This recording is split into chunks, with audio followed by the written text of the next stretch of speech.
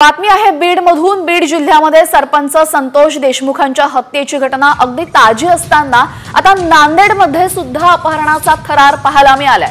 नांदेडच्या ठाकरे सेनेचे शहर प्रमुख गौरव कोटगिरेंचं काही अज्ञातांनी अपहरण केले, मात्र पोलिसांनी तात्काळ पावलं उचलत नाकाबंदी केली आणि गौरव यांचं पाऊण तासातच सुटका करत त्यांना सुखरूप बाहेर आणलं।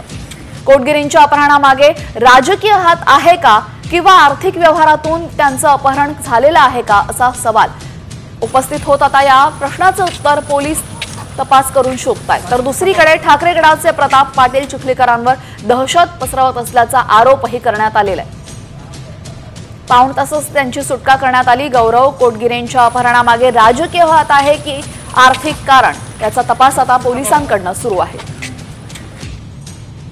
मी गॅरेजवर माझ्या गाडीचं काम करत बसलो होतो, त्यावेळेला अचानक काही लोक आले। त्यांनी मला जबरदस्तीने ओढून नेलं, गाडीत बसवलं आणि मला नंतर त्यांनी एक तासभरानंतर त्यांनी मला सोडून दिलं।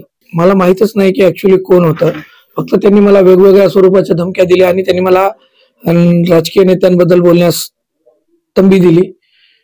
आज तुला फक्त उचलले, याच्यानंतर जीवे मारून टाकू, बोलशील तर, आणि प्रॉपर्टीचे व्यवहार खरेदी विक्री बंद कर, अशा प्रकारची मला धमकी देण्यात आलेली आहे।